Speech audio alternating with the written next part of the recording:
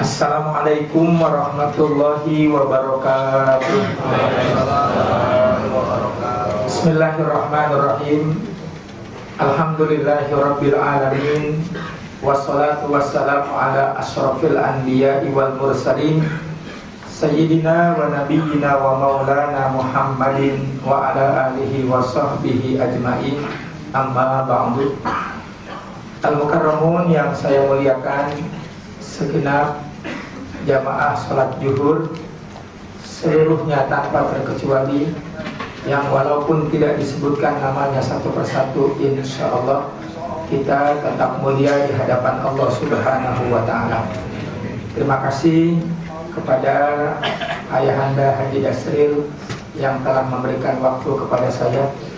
Sekali lagi kita membaca Ummul Quran surat Al-Fatihah, karena alhamdulillah kita sudah berada di tahun baru Islam 1436 Hijriah.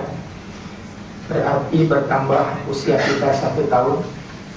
Mudah-mudahan dengan membaca Al-Fatihah di tahun baru ini, dengan bertambahnya usia kita, bertambah pula keberkahan dan semangat kita dalam ketaatan kepada Allah Subhanahu wa Ta'ala. Al-Fatihah. A'udzubillahi minasyaitonirrajim. Bismillahirrahmanirrahim.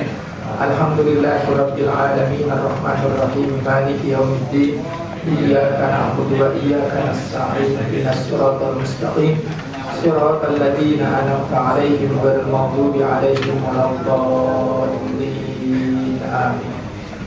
Hadirin yang dirahmati Allah, siang ini yang akan saya sampaikan adalah ayat-ayat Al-Quran berkenaan dengan peristiwa hijrah.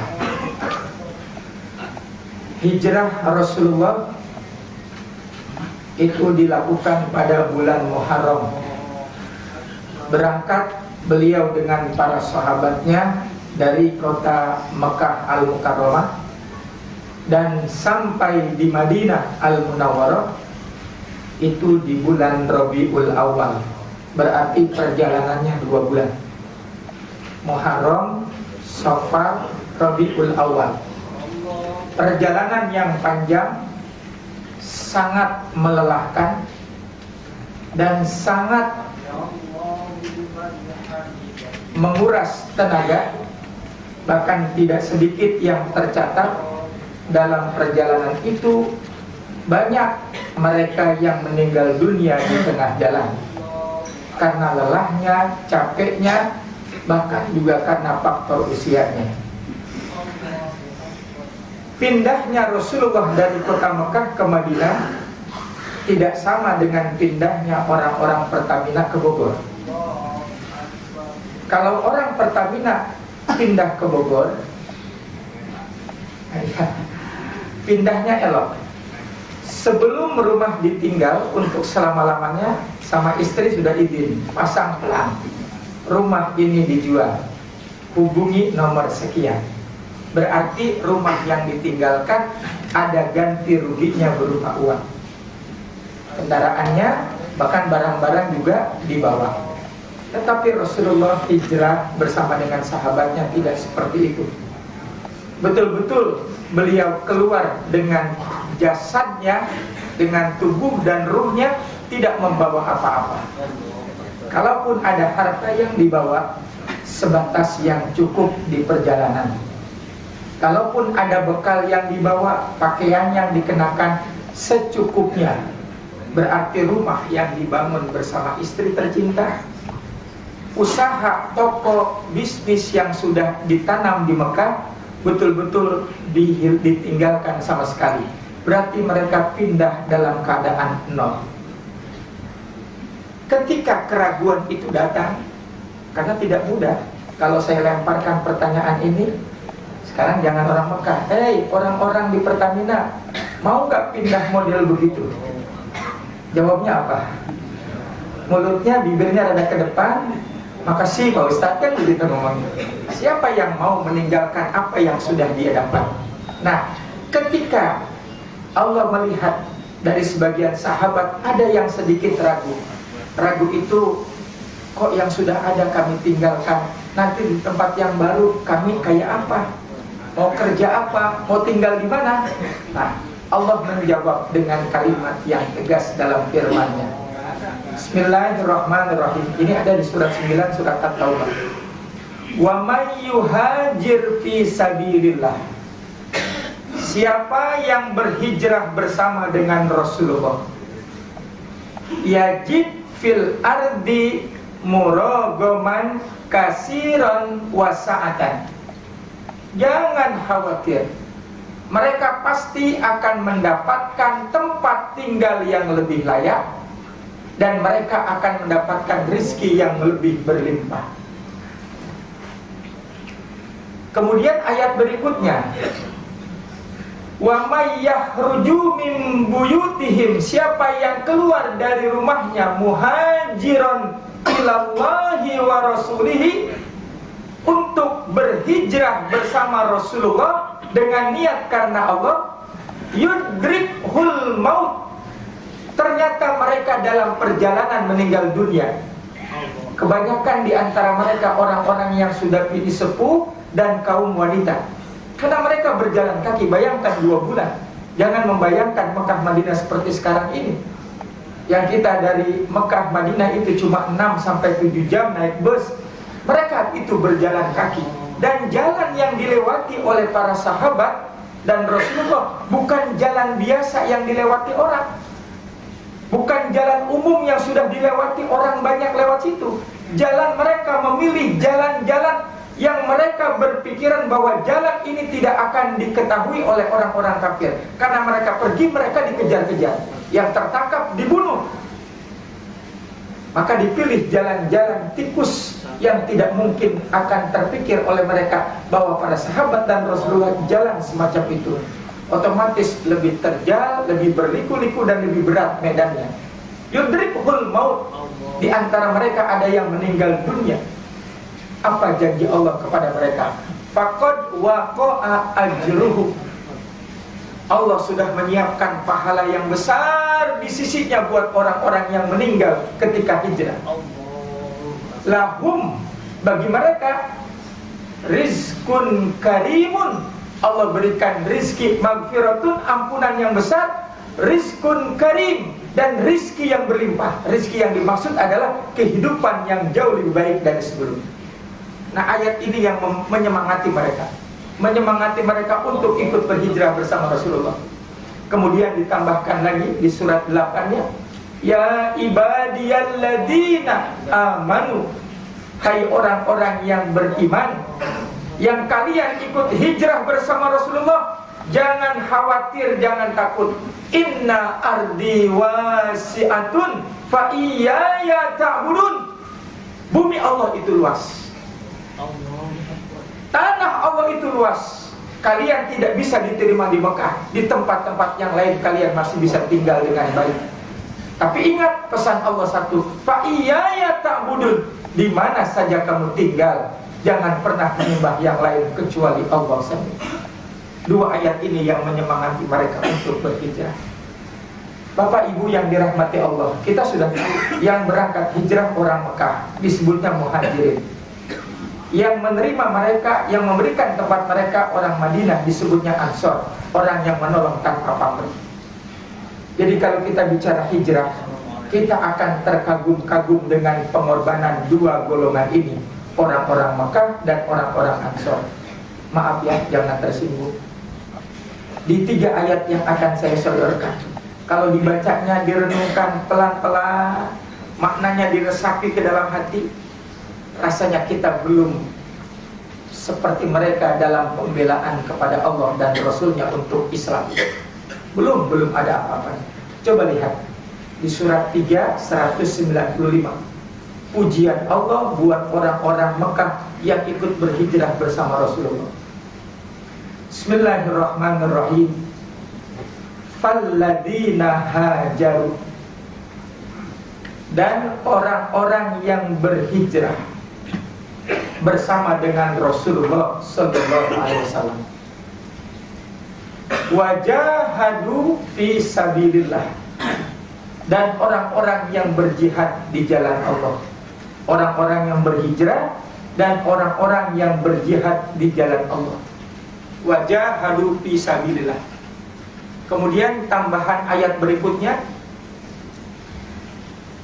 bi amwalihim wa anfusihim, yang mereka itu berjihad, berhijrah dengan harta dan dengan jiwa raga mereka.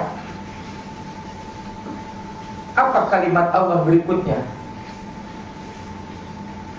Allahu Akbar kabir. A'dhamu darajatan indallah. Mereka adalah orang-orang yang derajatnya ditinggikan oleh Allah dari manusia yang lainnya, karena besarnya pengorbanan mereka kepada Allah dan Rasul-Nya. Kemudian di ayat berikutnya lagi, yubashshiruhum rabbuhum birahmatin minhu waridwanin wa jannatin lahum fiha na'imun muqimun. Beritakan kabar gembira kepada orang-orang Mekah yang ikut hijrah bersama Rasulullah. Berita gembiranya apa? Rahmatin minhu, Allah akan merahmati kehidupan mereka. Hidup kalau sudah dibawa rahmat Allah, enak, tenang, nyaman, bahagia, karena Allah sudah memberikan rahmatnya. Tidak sampai di situ, waridwanin, Allah ridho dengan apa yang mereka lakukan. Dan yang termahal, wajannatin, dan Allah berikan surga kepada mereka. Lahum fiha na'imun muqimun, yang mereka itu beroleh kesenangan yang senang dan kekal abadi di dalamnya. Ini balasan yang pertama Allah berikan kepada orang-orang Mekah yang mau berhijrah bersama dengan Rasulullah.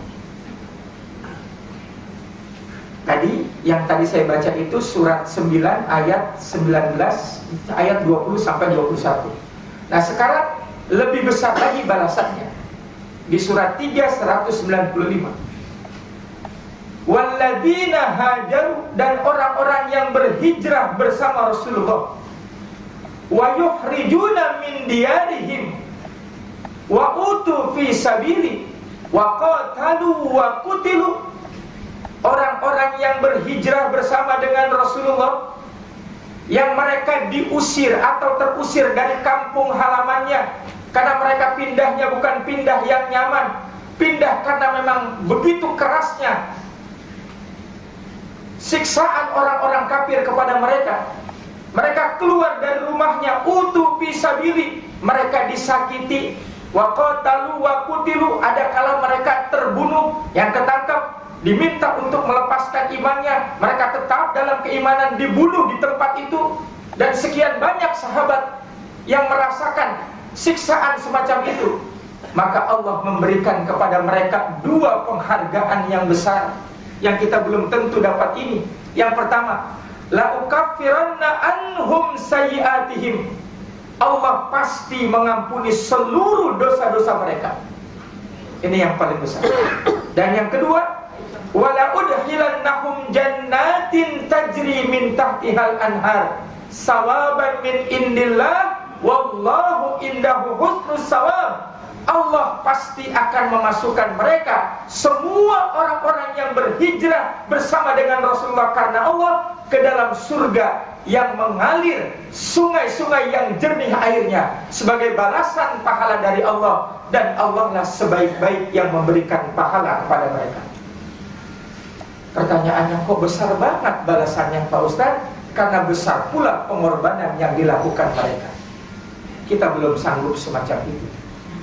Bagaimana sekarang untuk orang Madinahnya, orang-orang Ansarnya?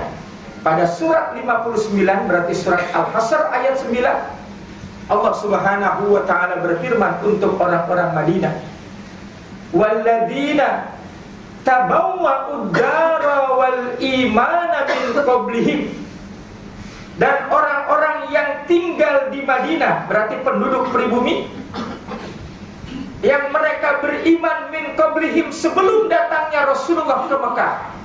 Berarti mereka sudah dulu beriman sebelum Rasulullah sampai di kota Madinah. Yuhibbuna man hajara ilaihim, Begitu besar orang-orang Madinah rasa cintanya, rasa senangnya, rasa pemberiannya kepada orang-orang Mekah, yang kita belum sanggup. Wala yajiduna fi sudurihim hajatan mimma utu. Mereka orang Madinah memberi kepada orang Mekah tanpa menuntut apa-apa. Berkata orang Mekah, ini ilustrasinya, hai orang-orang Mekah, kalian sampai ke kampung kami ke Madinah, meninggalkan rumah kalian. Mungkin kalian akan bingung karena sebentar lagi datang malam, mau tidur di mana? Karena rumah tidak punya. Jangan khawatir, kami punya kontrakan 5. Ambil 1 tanpa bayar untuk selama-lamanya. Allahu Akbar.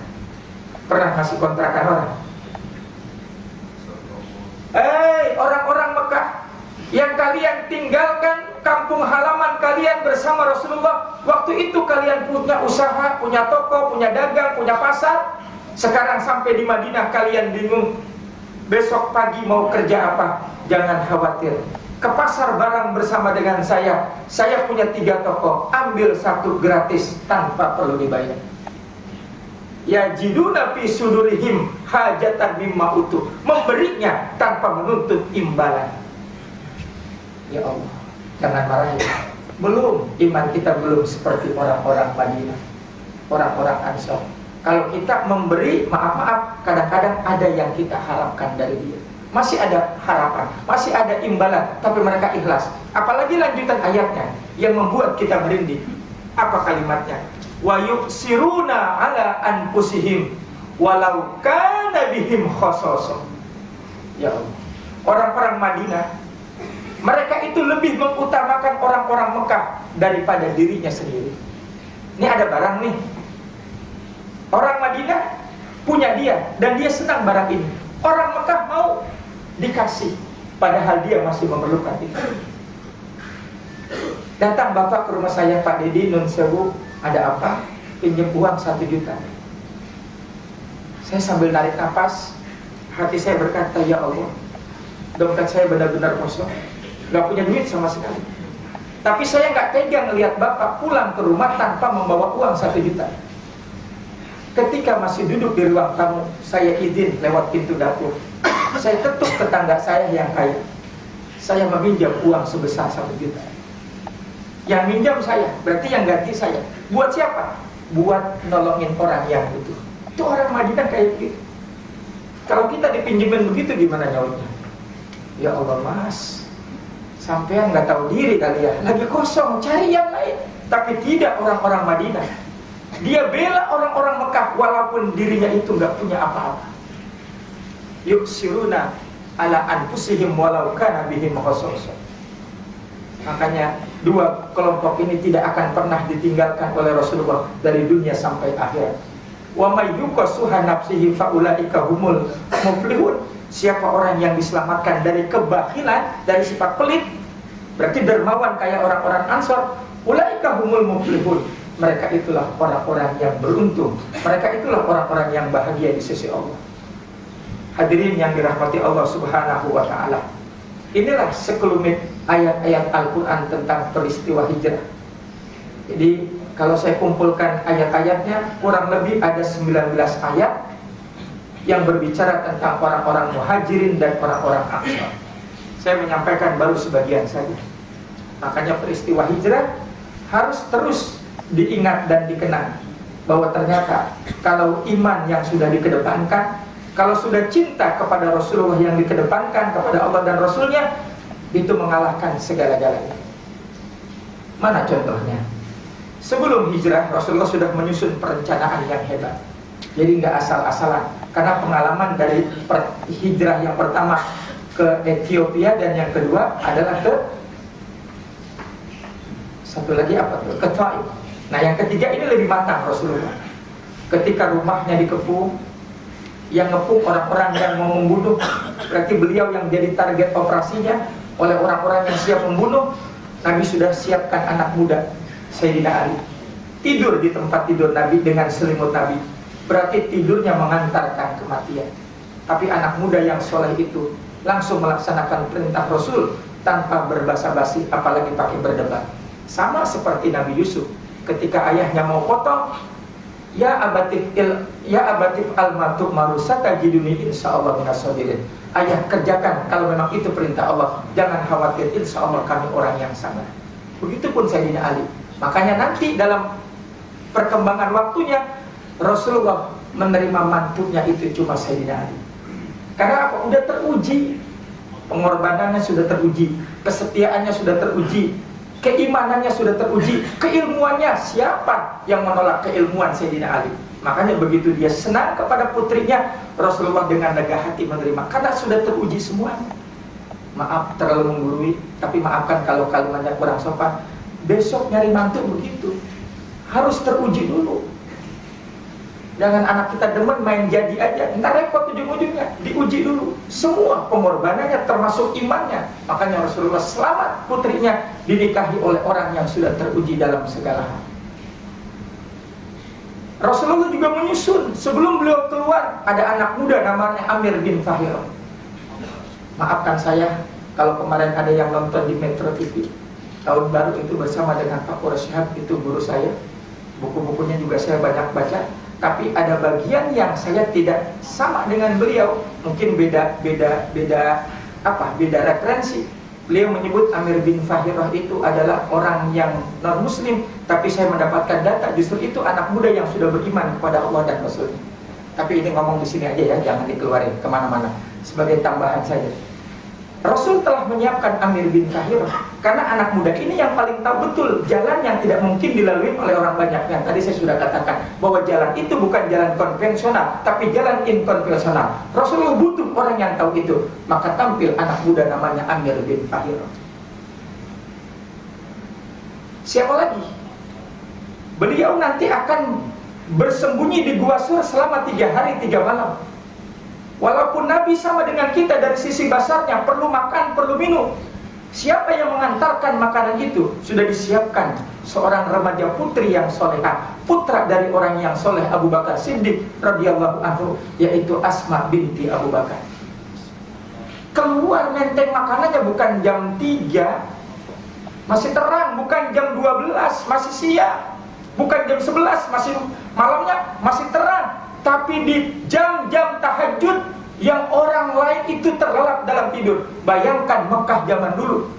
Keluar seorang gadis sendirian, nenteng makanan dalam hatinya untuk ayahnya, untuk Rasulullah. Karena ada iman di situ, rasa takut hilang. Jadi iman bisa membuat orang itu berani.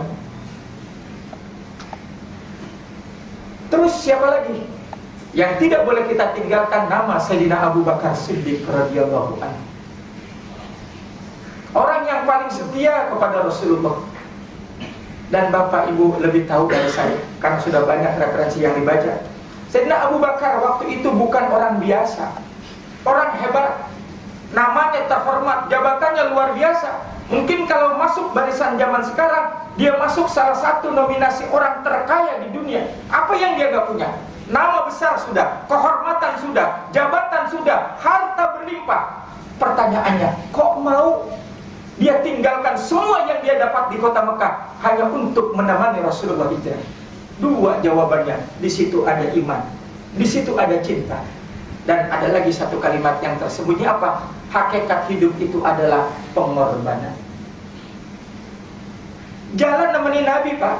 Kalau berdua berendeng, pantas jalan berdua tuh, eloknya jalan berdua. Ini tidak. Abu Bakar Siddiq muter jalannya, kadang ke depan, kadang ke belakang, sampai Nabi bingung. Wahai Abu Bakar, kenapa jalanmu model begitu? Kenapa nggak di samping saya saja? Tidak ya Rasulullah, mohon maaf kalau saya lancang. Kita berangkat ini bukan berangkat santai. Engkau jadi target operasi orang kafir, mau dibunuh di mana dan kapan saja ketemu. Kalau saya maju ke depan, maafkan, bukan saya lancang.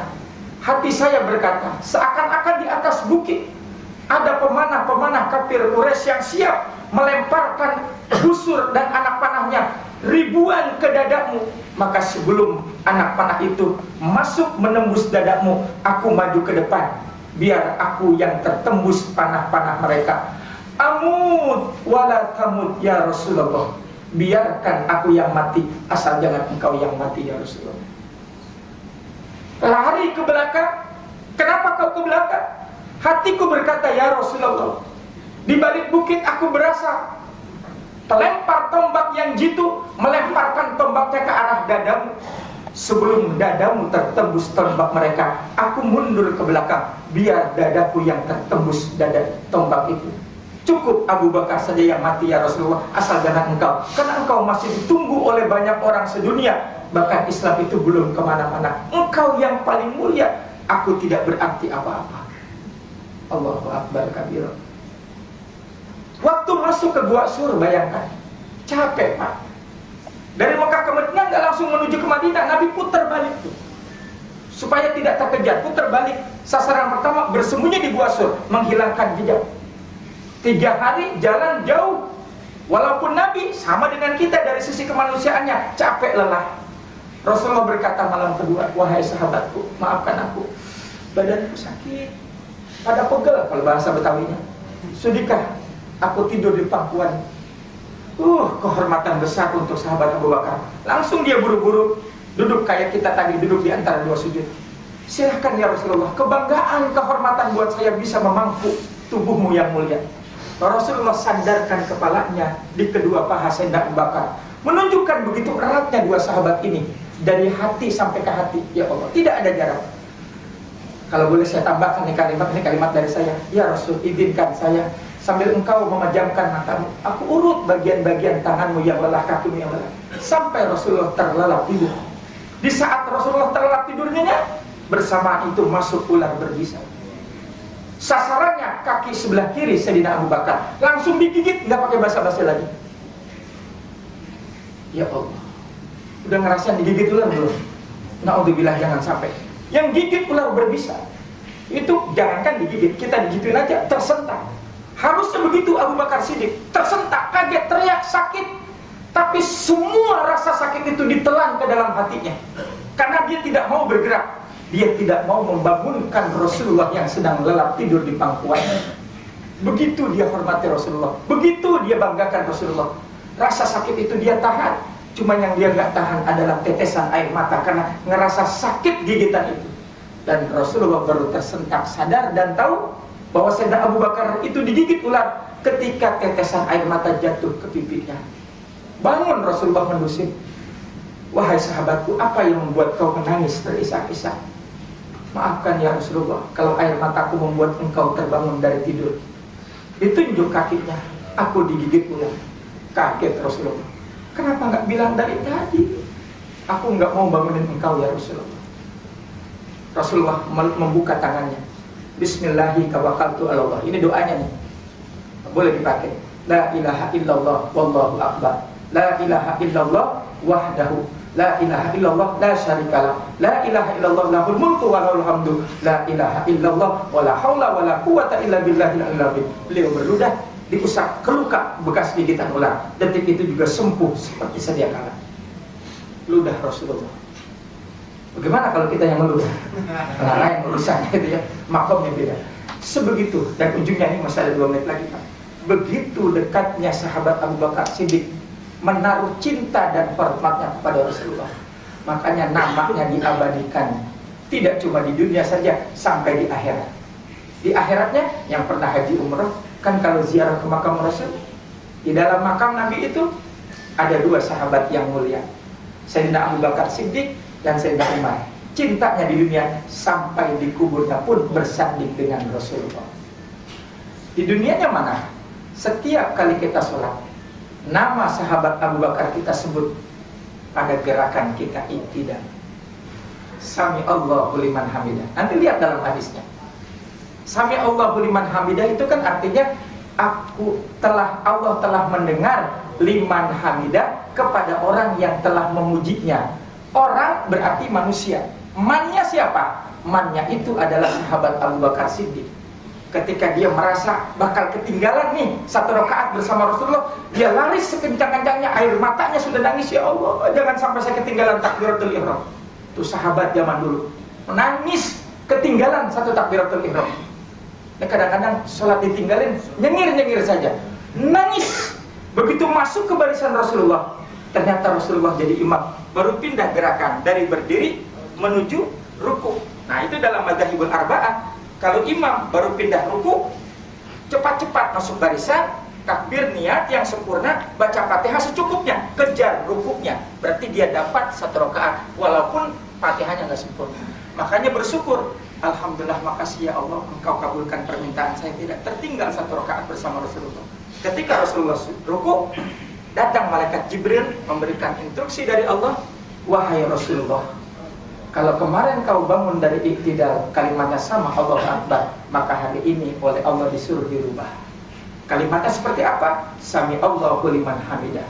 Allah telah mendengar orang, yaitu Abu Bakar Siddiq, yang telah memujinya. Karena apa? Mengejar, tidak mau ketinggalan 1 rakaat bersama Rasulullah. Mudah-mudahan semua yang hadir mendapatkan keberkahan dan ampunan dari Allah Subhanahu wa taala. Terima kasih dan mohon maaf. Assalamualaikum warahmatullahi wabarakatuh.